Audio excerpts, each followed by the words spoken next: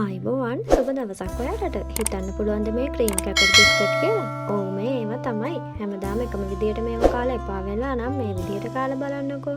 හදා ගන්න වැඩි වෙලාවක් යන්නෙත් නැහැ. ඔයාගේ ටී ටයිම් එකට ෂෝටිට්ස් මොනවා හරි කන්න හිතුනමයි කඩේ දුවන්න ඕනේ නැහැ. ගෙදර ක්‍රීම් කැකර් බිස්කට් තියෙනවා නම් මේ විදියට හදලා බලන්නකෝ. ගොඩක් රසයි. උණු උණුවේ කනකොට හරිම ක්‍රිස්පි.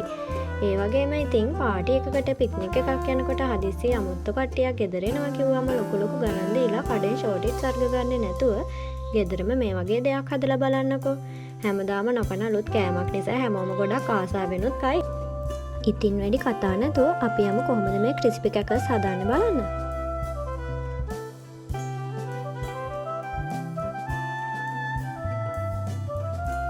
මේකට අපිට අවශ්‍ය වෙන්නේ ක්‍රීම් කැකර් බිස්කට් බිත්තරයක් සහ බිස්කට් කුඩු. ඒ වගේම මේක මැදට දාන්න අවශ්‍ය කරන පිරෝම මම මේ හදාගෙන තියෙන්නේ. අපි බලමුකෝ ඒකත් හදාගන්න විදිහ.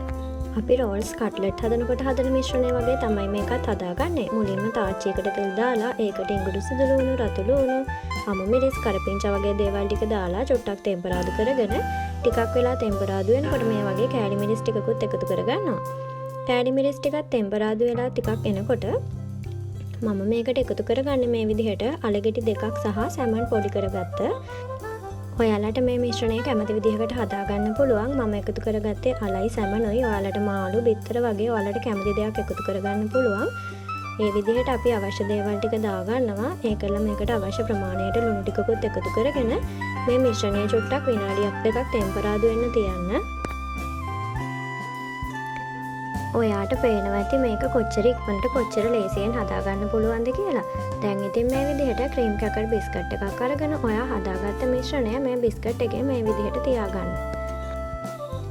මේ විදිහට බිස්කට් එක පුරාම පැතිරෙන විදිහට තියාගත්ත මිශ්‍රණය හරියට වැහෙන විදිහට තව බිස්කට් එකක් තියලා වහගන්න. ගොඩක් අනිත් බිස්කට් එක තද කරන්න එපා. එතකොට ඇතුළේ තියෙන මිශ්‍රණය එළියට පනින්න පුළුවන් නිසා ඊට පස්සේ වැඩි මිශ්‍රණය පිටතට පනින ටික මේ විදිහට ඔයා හදාගන්න. මේ විදිහට අපි හදාගත්ත බිස්කට් එක මේ වගේ බිත්තරවල තවර ගන්නවා. බිස්කට් එකේ පැති 6ම හොඳට ආවරණය වන විදිහට කරකව මේ විදිහට බිත්තර තවර ගන්න.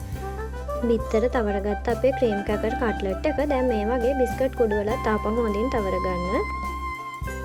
මේ විදිහට මම අපේ ක්‍රීම් කැකර් කට්ලට් ටික හදා ගන්නවා.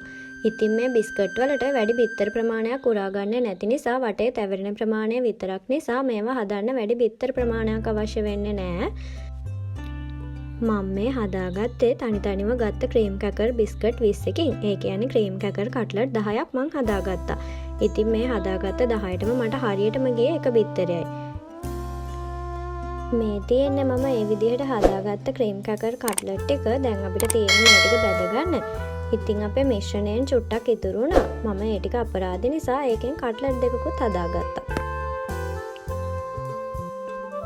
දැන් අපේ ක්‍රීම් කැකර් කට්ලට් ටික බෙද ගන්න හදන්නේ. මම තාච්චියකට මේ වගේ තෙල් ටිකක් දාලා තෙල් ටික හොඳට රත් වෙනකොට බිස්කට් එක ගාන දාලා තමයි මම බෙදගන්නේ. ඔයා සෝස් පෑන් එකක වගේ මේක බෙද ගන්නවා නම් සෝස් පෑන් එකේ ඊට ප්‍රමාණය වැඩි නිසා බිස්කට් දෙකක් තුනක් වගේ එකවර බෙද ගන්න පුළුවන්. මම තාච්චියක බෙද ගන්න නිසා එක ගානේ තමයි බෙදගන්නේ.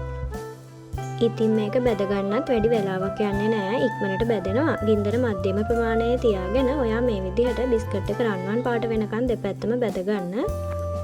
මේ විදිහට මම එකින් එක බෙද ගන්නවා. මේක බෙදගත්තට පස්සේ ක්‍රීම් කැකර් බිස්කට් දෙකක්ද කියලා හිතන්නත් බෑ. හරිම බරයි. ඒ වගේම බෙද ගන්නකොට හරිම සුවඳයි. මේ තියෙන්නේ මම මේ විදිහට හදාගත්ත අපේ ක්‍රීම් කැකර් කට්ලට් ටික. මේක හරිම රසයි. බිස්කට් කියලා හිතන්නත් බෑ.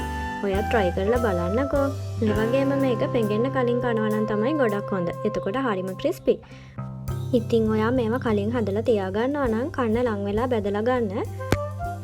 ඕන්න ඉතින් මං හැමදාම වගේ අදත් ඔයාට අරගෙන ආවේ ගොඩක් ඉක්මනින් ලේසියෙන් අඩු කාලයකින් අඩු වියදමකින් හදාගන්න පුළුවන් රසම රස රෙසිපි එකක්. ඉතින් මාව subscribe කරලා තියාගන්න. සුබ දවසක් ඔයාට.